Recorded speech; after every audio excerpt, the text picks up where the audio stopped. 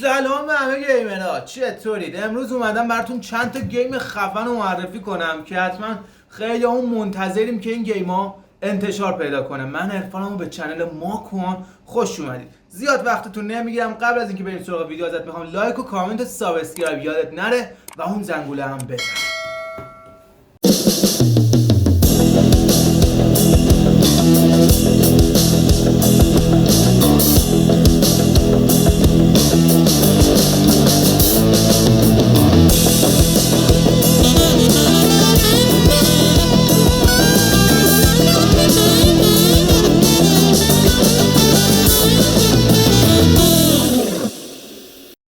اولین بازی که میخوایم معرفی کنیم براتون مورتال کامبت که خیلی اون باش خاطر داریم. یکی از بهترین و موفق ترین بازی‌های سبک فایتینگ بوده.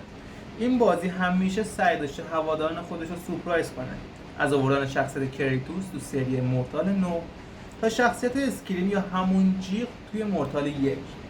کاراکترهایی هم بودن که خیلی دوست داشتیم تو سری 11 این مجموعه باشن اما نبودن. شخصیت‌هایی مثل گورو، رپتایل، ارماک یا سکتور.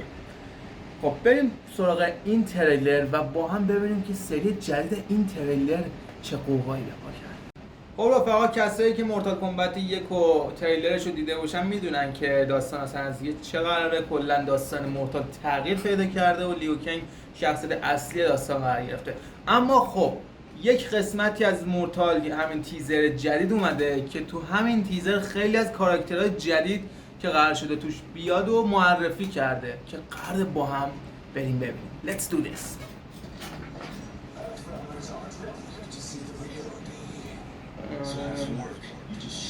فضای باحالی داره پسر.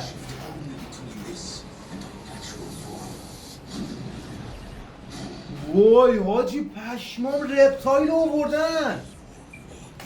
حاجی بعد سالها فکر کن رپتایل رو آوردن توی بازی مورتال. فوق‌العاده است. یعنی من کلی با این کاراکتر مخاطره داشتم، مخصوصا وقتی که اسید پرتاب میکنه.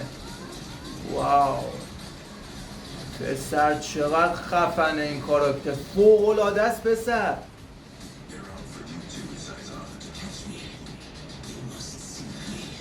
میگه اگه تونستی منو ببینی میتونی منو گیر بندازی. یه جوری تو همچین مایه‌ای گفته. واه پسر از بابت فایتینگ هم فوق‌العاده روش کار کردن. یعنی هم میتونی به کاراکتر انسانیت برگردی هم اون مارمولکه بشی. وای پسر مبارزه‌اش رو ببین، فینیشرشه.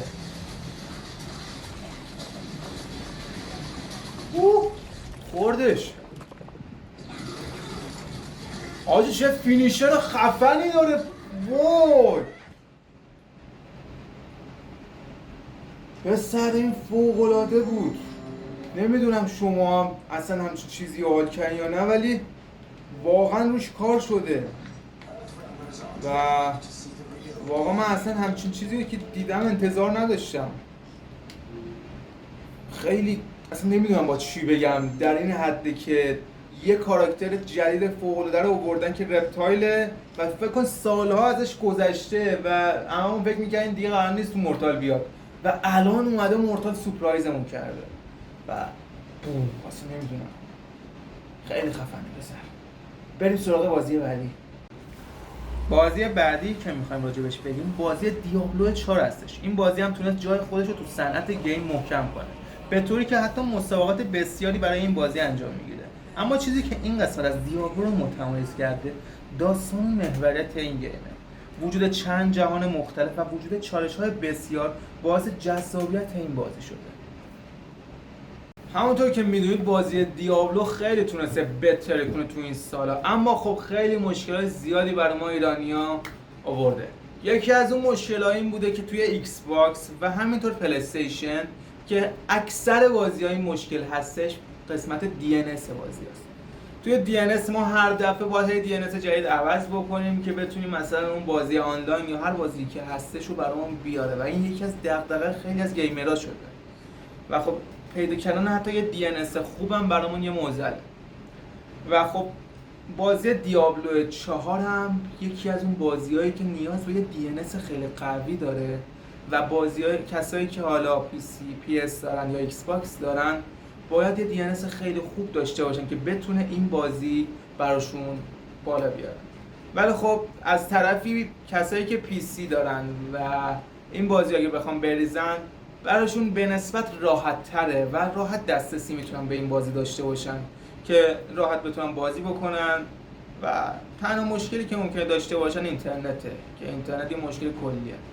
ولی خب زیاد بالا بهش کاری نداریم و بازی بوده که تونست یک امتیاز فوق‌العاده‌ای رو بگیره تو جدول و یکی از بهترین بازی‌های استراتژیک بشه.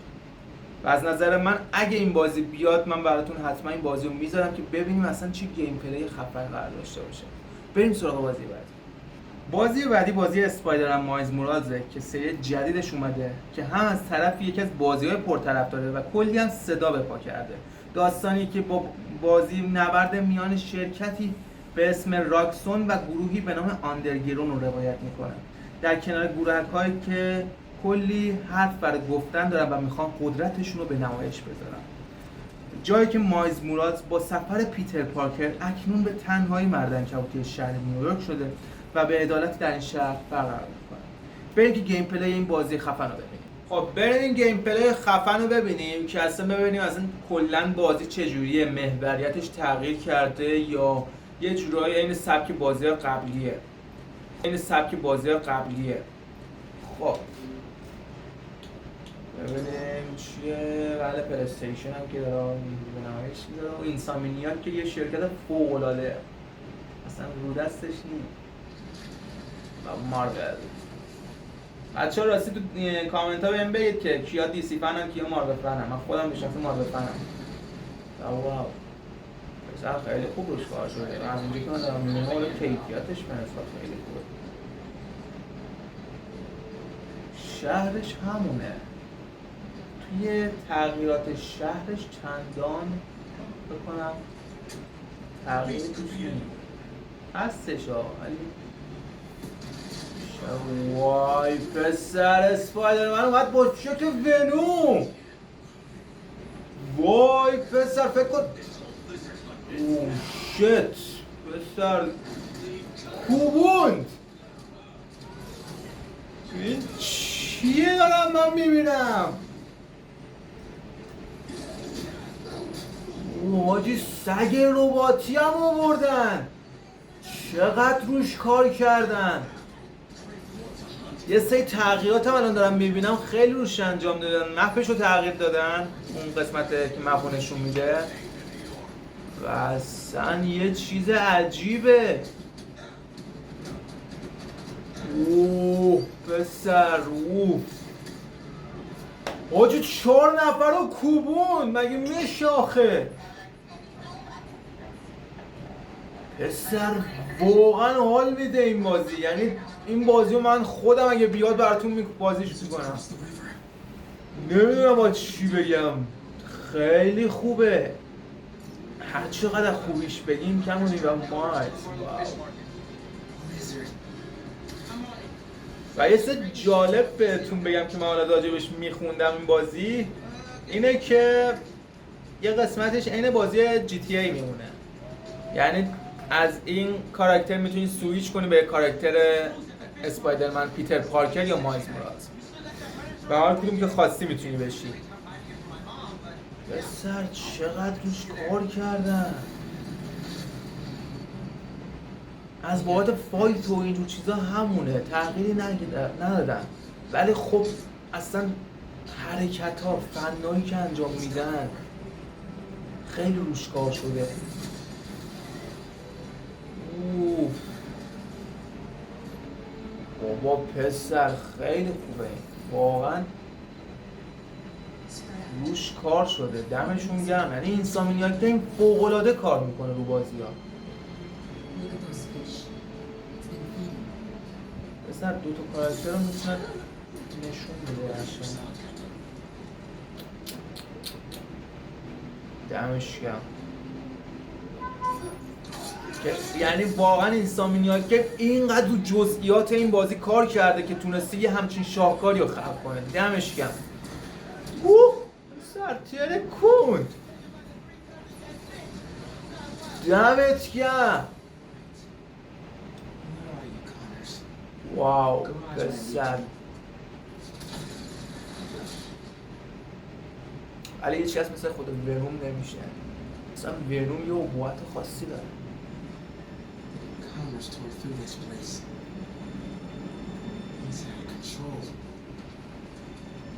داستان این بازی کلاً تغییر کرده.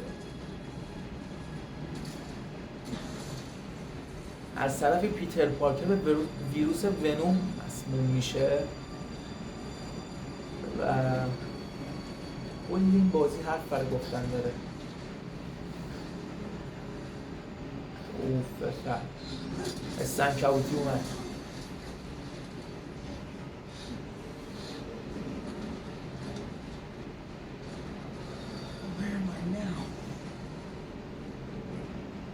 دقیقا کجا اومد؟ اوه بسر این هم میشه اسم خوبی هم داشت.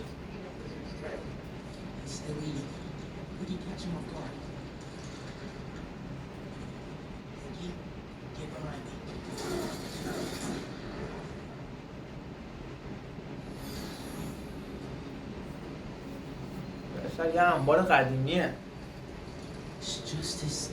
چیه؟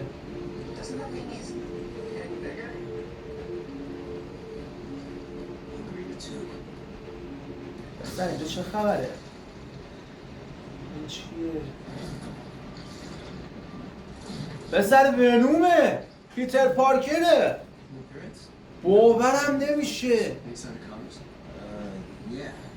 یعنی فکر کنم این اتفاقا رو سر همین پیتر پارکر اومده. یعنی پیتر پارکر هم چی کارش انجام داده؟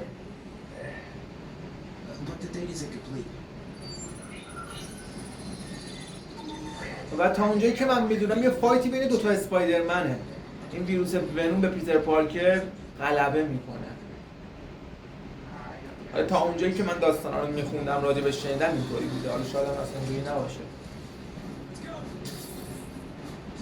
ولی خیلی خوبه هستن. اوه لیزارد، دکتر لیزارد.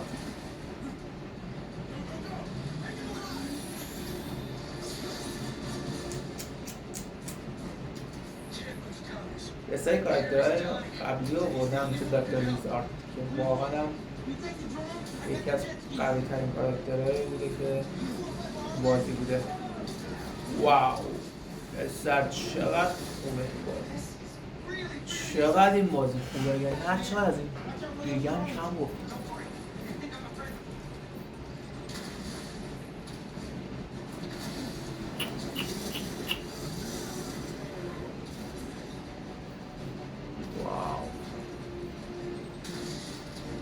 یعنی بازیش یه جوریه که منی که دارم میبینمش از دیدنش سیر نمیشم، چه برسه حالا بخوام بازیش بکنم.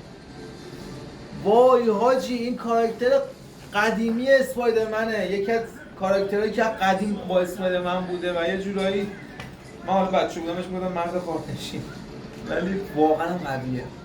کاراکتر فوق‌العاده قویه و اسپایدرمن همیشه این درگیری رو باش داشته. یکی از جدیدش شده کاراکتر هم عوض شد آجی، رفت رو ونوم یعنی پیتر پارکر. و اینکه خود بازی سویچ میکنه رو کاراکترهای دیگه واقعا خیلی قشنگ کرده بازی رو. اینکه در یک لحظه مایلزی و در یک لحظه هم بکن پیتر پارکری و هر کدوم هم واسه خودشون داستان خودشو داره. خط داستان و روایتش یه جور دیگه است و این واقعا قشنگش میکنه این بازی. خب رفقا اینم از این بازی بود. امیدوارم که از این بازی لذت برده باشین و هر چقدر جذابیت این بازی رو براتون بگم اصلا وقت برنامه اجازه نمیده. دمتون گرم، مرسی که این ویدیو رو نگاه کردین. لایک خوشگلتون یادتون نره و کامنت و سابسکرایب هم فراموش نشه. اون زنگوله کوچیکو بزن که ویدیو جدید به دستت برسه. مرسی که این ویدیو رو نگاه کردین. تا ویدیو بعدی بدرود.